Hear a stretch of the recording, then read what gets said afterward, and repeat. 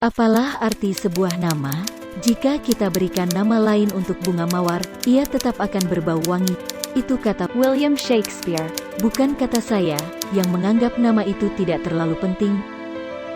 Berbeda dengan pendapat Ibnul Qayyim, seorang muslim beraliran Sunni, cendekiawan dan pakar ilmu fikih yang hidup pada abad ke-13, dia menjelaskan, hakikat sebuah nama itu memberikan fungsi definisi atau identitas penyandang nama atau yang diberi nama.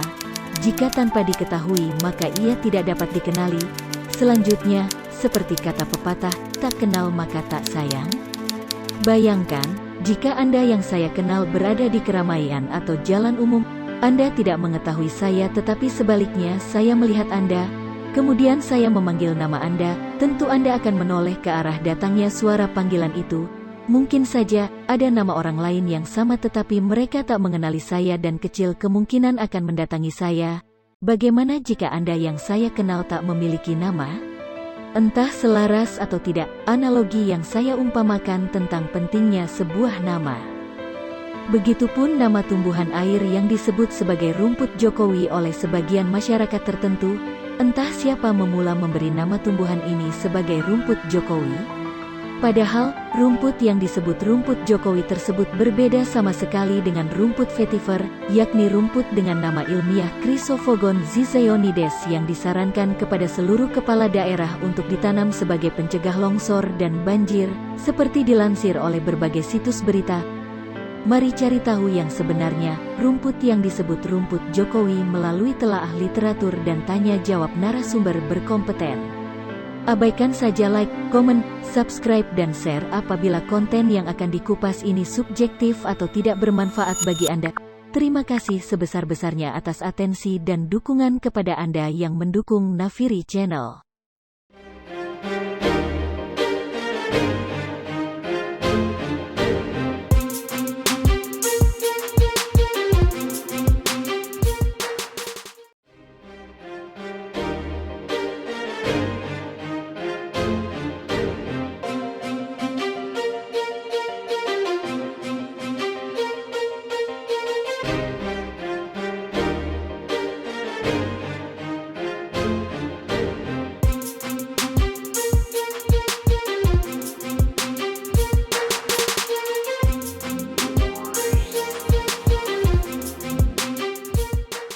Kali pertama kreator mendengar sebutan rumput Jokowi saat berbincang santai bersama Heri Yulianto tentang lingkungan daerah aliran sungai di wilayah Kecamatan Terentang.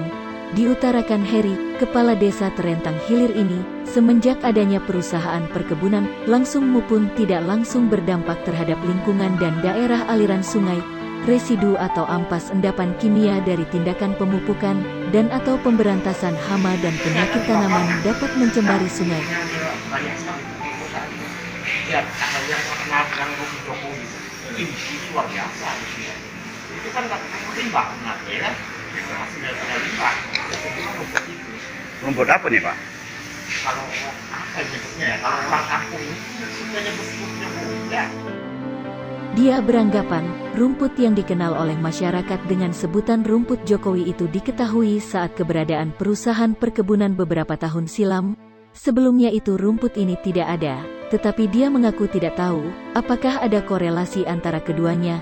Dikatakan dia, rumput Jokowi ini dianggap gulma karena kerap menutupi badan air di sungai kecil, kolam, sumur dan parit-parit.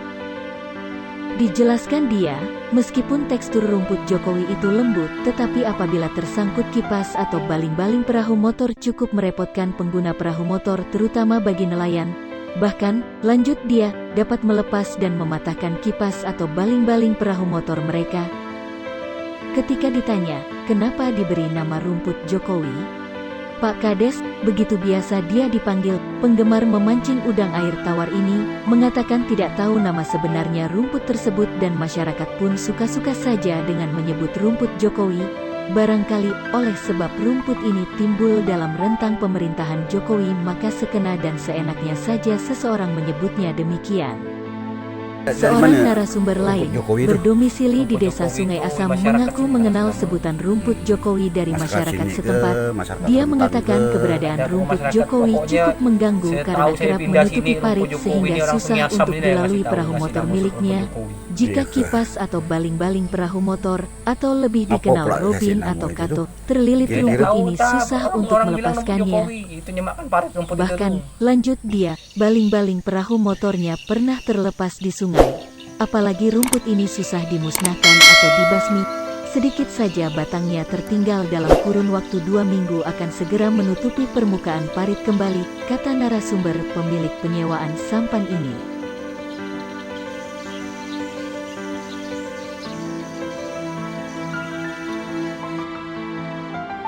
Memang iya orang pandai mati dia rumput Jokowi itu. Rumput Jokowi tak pandai mati, kita naik kan, kita dah kita siang pagi kita naik kan, nanti kita bersihkan, dia anu lagi. Apa namanya itu? Tumbuh lagi. Tumbuh lagi. Asal masih ada kan, sedikit gini dah, sama lagi dapat sebulan sama lagi. Tunggu situ baru jadi lapang. Dulu saya belum punya sampah sini penuh rumput Jokowi ini. Makin ke darat tuh makin penuh. Tidak hanya di sungai kecil berarus lambat, di kolam, sumur dan parit-parit, tumbuhan air ini juga ditemukan terapung di sungai besar, ditengarai sebagai sampah buangan ke sungai saat melakukan pembersihan lahan, sehingga menyebabkan tumbuhan ini dapat menyebar luas ke daerah lain. Bagi para pemancing, khususnya pengguna sampan bermesin, seperti biasa disebut Robin atau Kato, mesti lebih berhati-hati andai menemukan tumbuhan ini di sungai atau di danau jika tidak ingin mendapat musibah.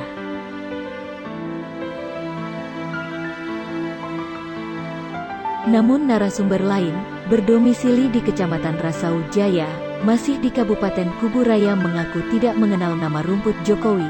Ketika ditunjukkan contoh rumput tersebut dia mengatakan banyak terlihat di sungai kecil, parit-parit dan kolam di sekitar desa.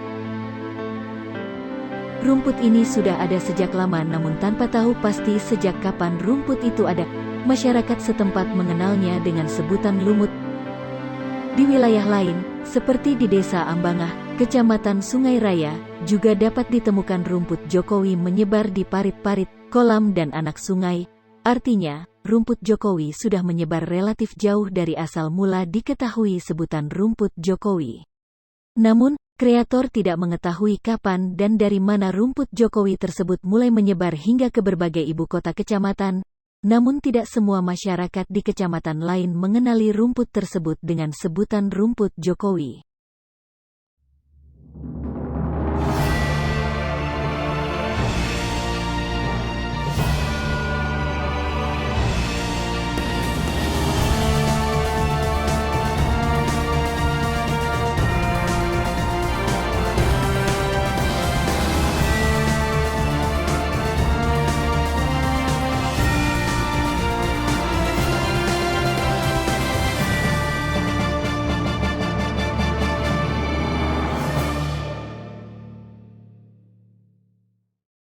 Berdasarkan telaah literatur dan konfirmasi dengan seorang pakar berkompeten, diketahui rumput Jokowi memiliki nama ilmiah Cabomba aquatica, termasuk marga Cabomba. Cabomba, kita sebut saja begitu, merupakan tumbuhan air berasal dari Amerika Selatan dan populer digunakan sebagai tanaman hias akuarium, aquascape, karena memiliki dedaunan relatif indah.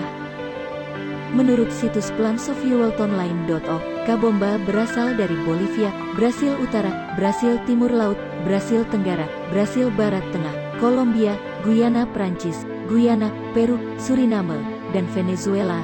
Namun, tidak tahu pasti kapan tumbuhan air ini ada di Indonesia. Ditengarai tumbuhan air ini dibawa atau diimpor oleh pebisnis atau pecinta tanaman hias akuarium, aquaris.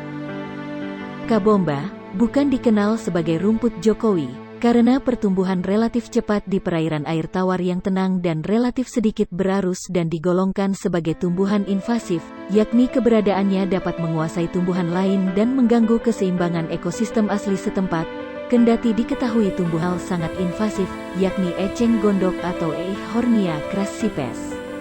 Sekeluarga dengan Cabomba aquatica, seperti spesies rumput ikan atau Cabomba caroliniana sudah dianggap sebagai gulma di Amerika Serikat, Spesies lain Kabomba furcata menjadi fenomena di Sungai Kerala, India dengan permukaan sungai berwarna merah karena ditutupi tumbuhan ini, seperti dilansir satu situs berita. Sebaliknya, menurut Wikipedia.org menjelaskan spesies Kabomba aquatica bermanfaat bagi ekosistem perairan karena sifatnya menghasilkan oksigen, O2, dan mampu menyerap karbon dioksida, CO2. Kabomba juga berperan sebagai akumulator logam berat yang efisien di badan air. Tumbuhan air ini memiliki potensi besar dalam fitoremediasi air terhadap logam berat, yakni suatu proses mendegradasi, menghilangkan, menstabilkan atau menghancurkan bahan pencemar dengan memanfaatkan tumbuhan. Dari hasil penelitian laboratorium oleh Hanafi Afriza, Mukarlina, dan Diah Wulandari Rose di Program Studi Biologi, Fakultas MIPA, Universitas Tanjung Pura, seperti dilansir jurnal Protobion, tahun 2019, volume 8, disebutkan tanaman Kabomba mampu menurunkan nilai total padatan tersuspensi atau TSS dan meningkatkan nilai oksigen terlarut. Dengan kalimat lain, tumbuhan Kabomba sanggup meminimalisir limbah padatan dan menambah kadar oksigen pada ekosistem setempat, namun belum optimal dalam menaikkan kadar pH air sehingga belum memenuhi standar baku mutu untuk pengelolaan dan pengendalian pencemaran air. Belum banyak ditemukan informasi dan literatur menyangkut Kabomba, khususnya Kabomba aquatica. Jadi belum banyak diketahui tentang baik buruknya tumbuhan air ini bagi lingkungan hidup, khususnya lingkungan dan ekosistem perairan tawar. Namun, tidak ada satupun sumber daya alam ciptaan Tuhan yang Maha Esa tidak bermanfaat bagi kehidupan manusia, baik dirasakan manfaatnya secara langsung maupun tidak langsung.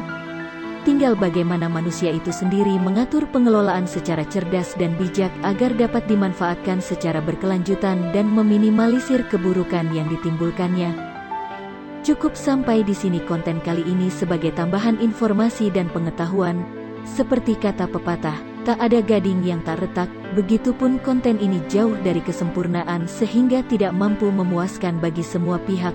Oleh karena itu, dengan berlapang dada kreator menerima segala kritik dan saran dari pemirsa. Silahkan tulis di kolom komentar di bawah ini. Jangan lupa like, subscribe dan share jika konten ini dianggap menarik dan bermanfaat bagi Anda. Terima kasih.